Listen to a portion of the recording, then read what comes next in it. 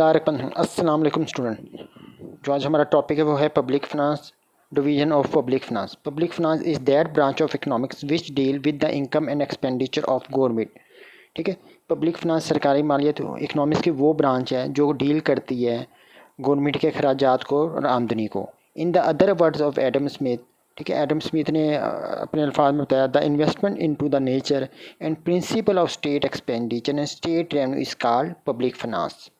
जो हम सरमाया कारी करते हैं नेचर पे, ठीक है, उसको, और जो भी हम जो जो जो स्टेट का जो महसूलात होते हैं और जो रियासत का अखराजात होता है उसको हम पब्लिक फिनांस कहते हैं। अब हम डिस्कस करें division of public finance. Public finance को हम 3 हिस्सों में तकसीम करते हैं, ठीक है, उसकी दर्जाबंदी करते हैं। एलिमेंट्स ऑफ पब्लिक फिनांस, इसके जुज़ के हैं। There are 3 broad elements in public finance.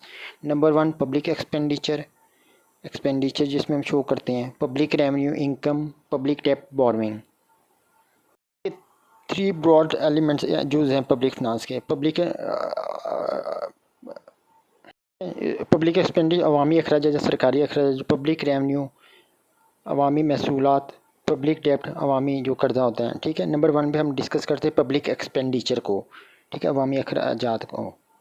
The government at a national and local level and through the nationalise industry spend money. The purpose of government expenditure are given as follow.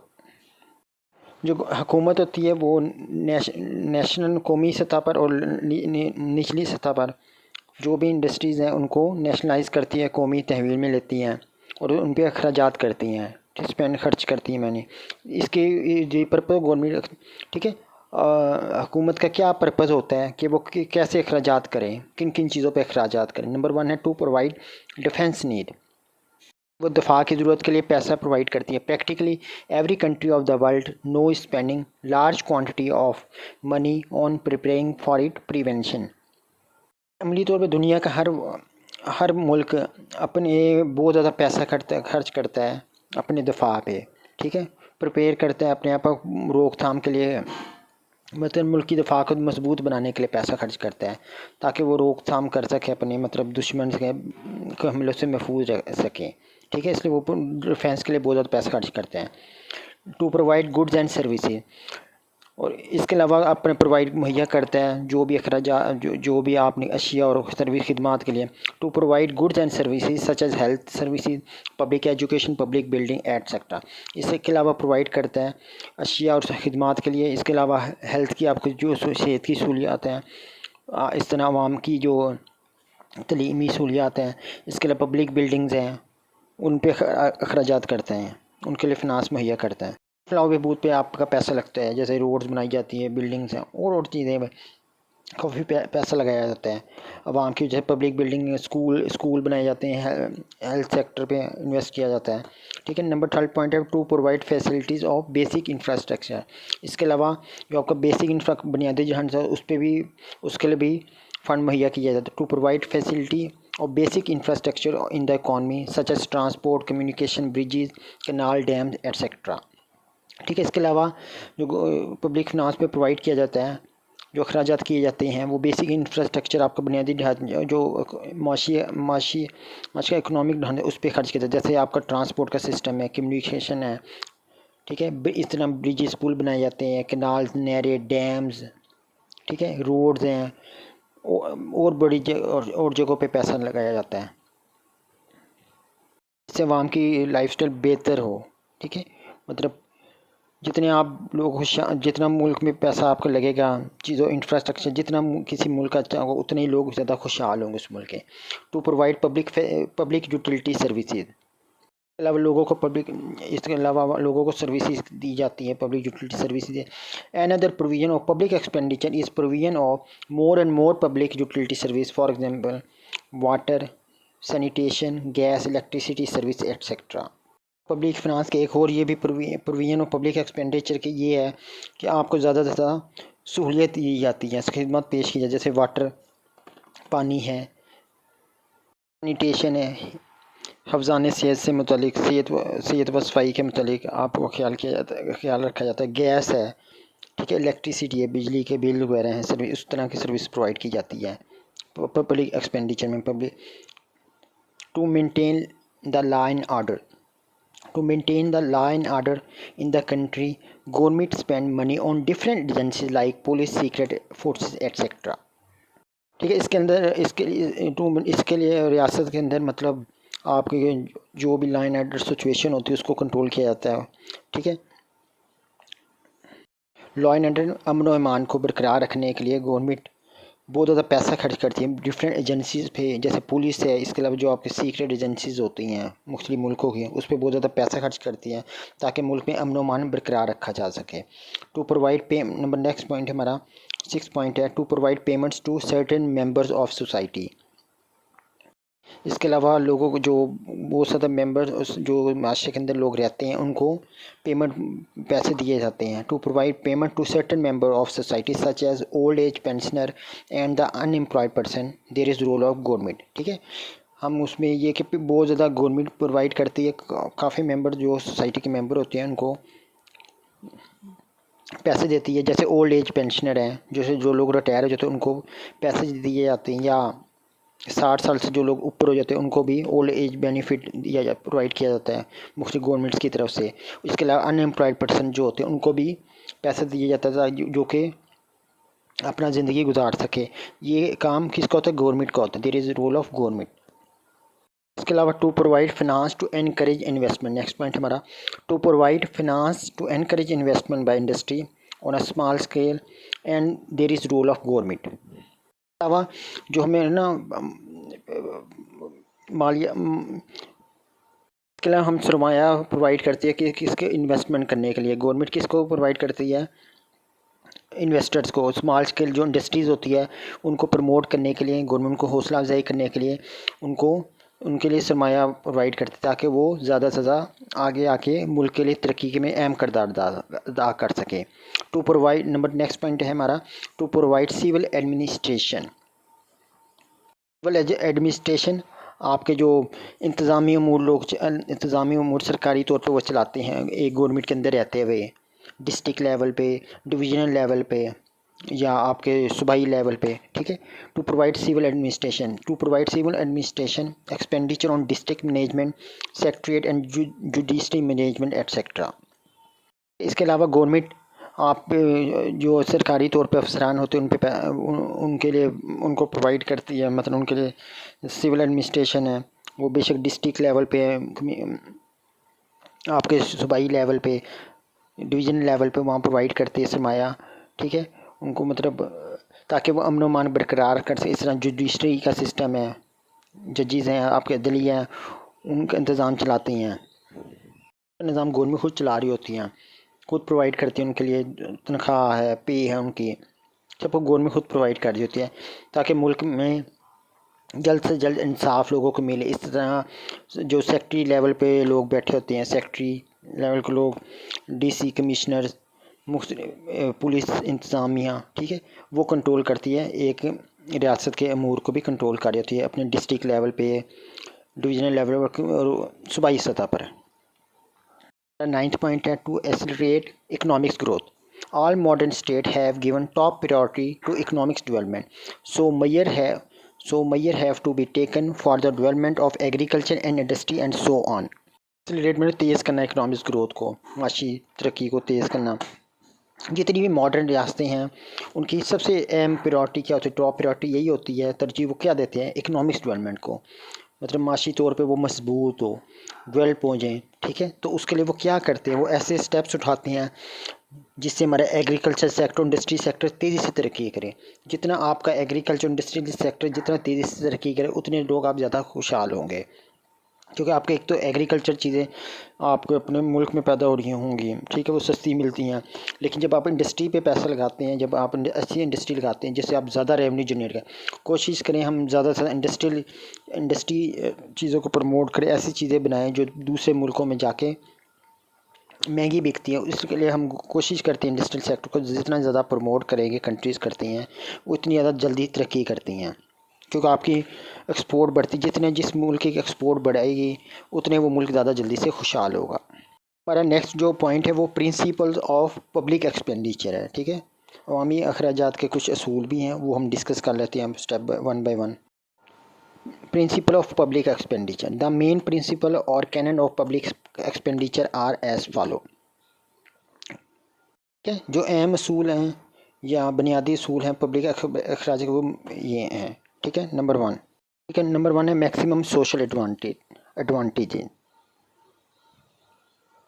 ठीक है, ज़्यादा से ज़्यादा माशरती फ़ायदा से हासिल करता है। Government expenditure should be incurred in such a way that it should give benefit to the community as a whole. Government जो भी अखराजात करती है, जो भी चीज़ खर्च करती है, उसका बेसिकली मकसद यही होता है कि वो एक मुल्क के अंदर रहते हुए लोगों को ज़्यादा से ज़्यादा कम्युनिटी को फ़ायदा पहुंचा सकें, इलाके की आबादी को इलाके की आबादी को ज़्यादा से ज़्यादा फ़ायदा पहुंचा सकें, उनका बेसिकली मकसद तमाम लोगों को।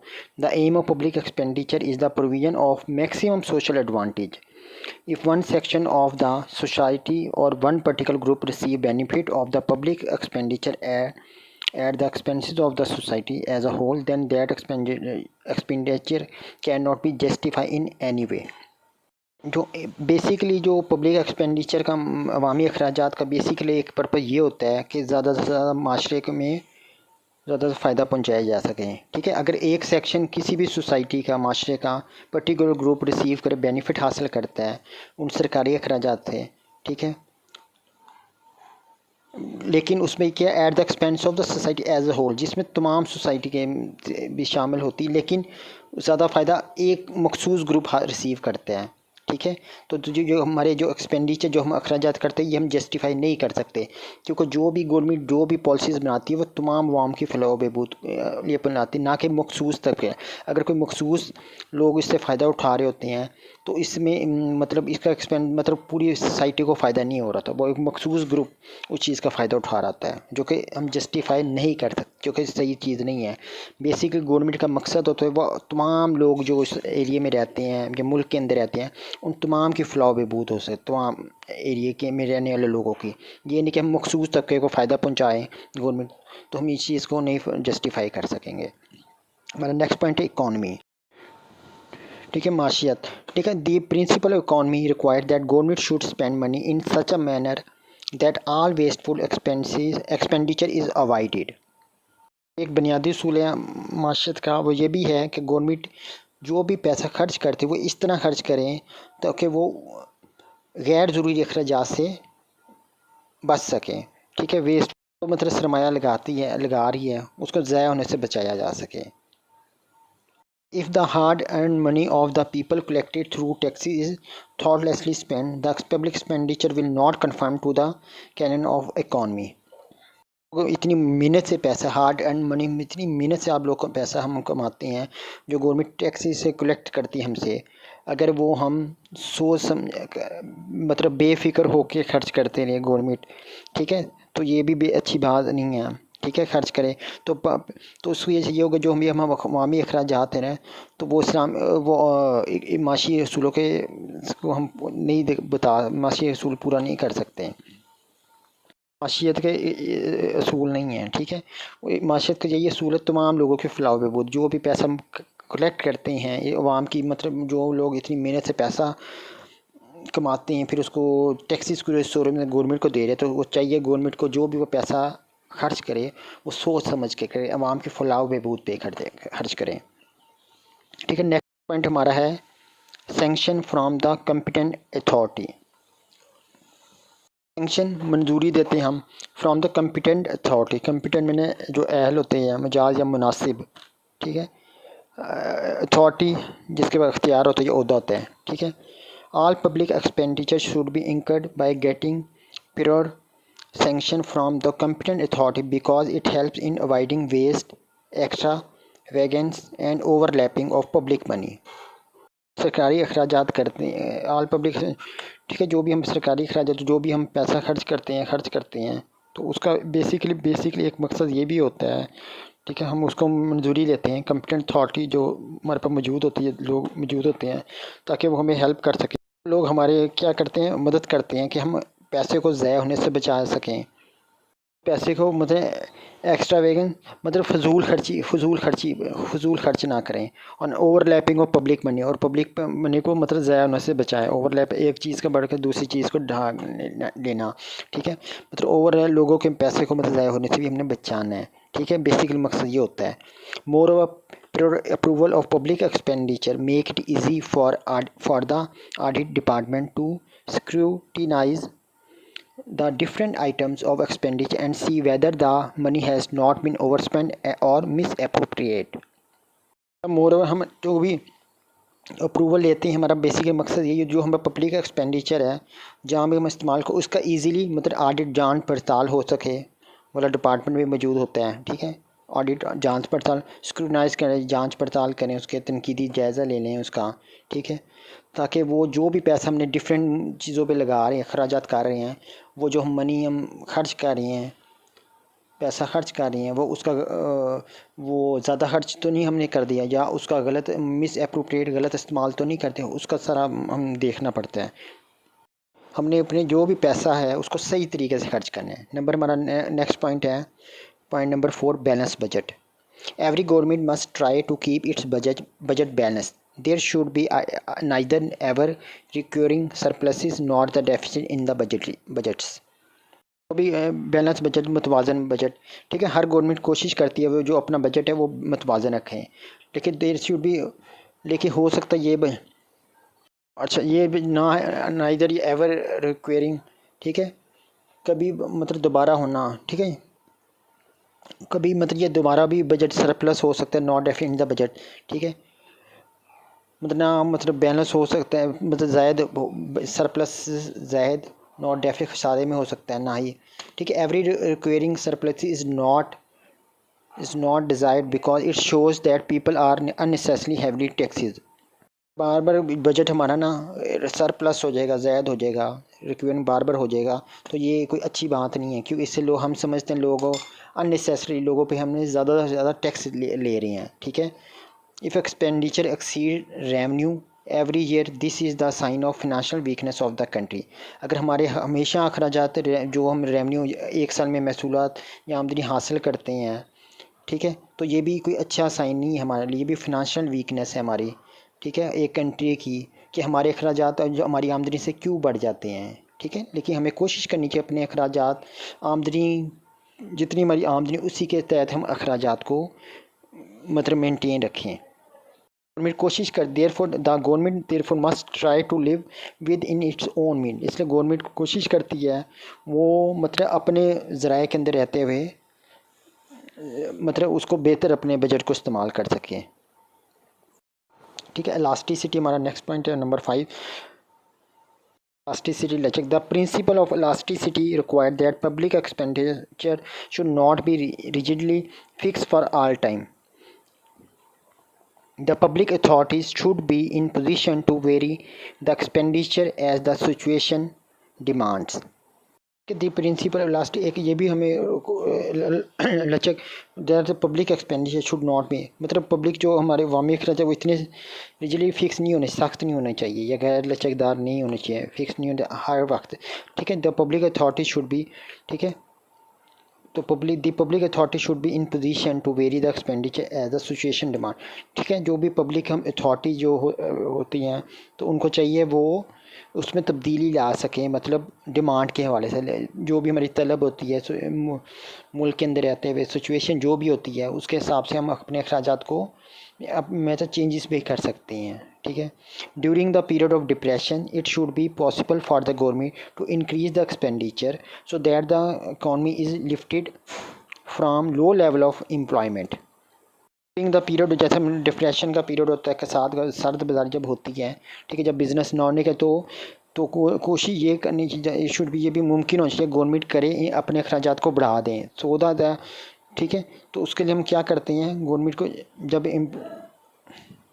ठीक है, तो गवर्नमेंट कोशिश करे कि वो मदद कर सके, मतलब जब लो एम्प्लॉयमेंट लेवल ऑफ एम्प्लॉयमेंट होता है तो वो मतलब वक्ती तौर पे मदद कर सके लोगों की, ठीक है। ड्यूरिंग बूम पीरियड जब खुशहाली का वक्त होता है the state should be position in to curtail the expenditure without causing any distress to the people, ठीक है। जब खुशहाली का दौर होता है तो एक रियासत इस पोजीशन में होती है वो कर्टेल कर सकें, अपने अखराजात को में कमी कर सकें विदाउट किसी भी वजह से एनी डिस्ट्रेस ऑफ पीपल, जिससे मतलब लोगों को माली मुश्किलात का सामना ना करना पड़े।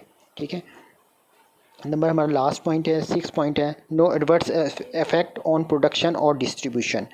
The public expenditure should be arranged in such a way that it should not have adverse effect on production or distribution of wealth in the country।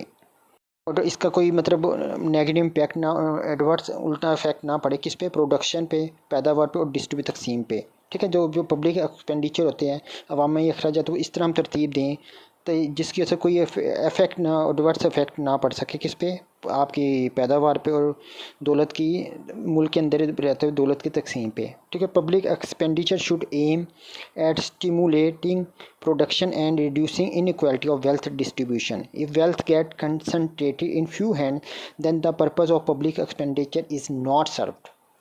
ये अवामी अखराजात हैं, उसका बेसिक मकसद ये होता है कि वो प्रोडक्शन है उसको स्टिमुलेट उभारे और रिड्यूस करे इनइक्वालिटी। ठीक है, मुल्क के अंदर रहते हुए जो इनइक्वालिटी ऑफ वेल्थ डिस्ट्रीब्यूट, जो दौलत की तकसीम है उसकी अदम यकसा दौलत अदम मसावत को कम कर सके। इफ़ वेल्थ, अगर हम देखते हैं कि जो आपकी दौलत है वो चंद मखसूस हाथों में ही रहे तो ठीक है, कंसनट्रेट हम तो जो देते हैं, मरकूज़ करते हैं, अगर वो मखसूस हाथों में रहे तो फिर बेसिकली एक्सपेंडिचर जो हमारा जो पब्लिक एक्सपेंडिचर अवामी अखराजात है वो हम उसका सर्व नहीं कर सकते, उसका कोई फ़ायदा नहीं हो सकता। ठीक है, ये था आज का टॉपिक, बहुत इजी है। कोई अभी क्वेश्चन है तो हम डिस्कस कर लेते हैं।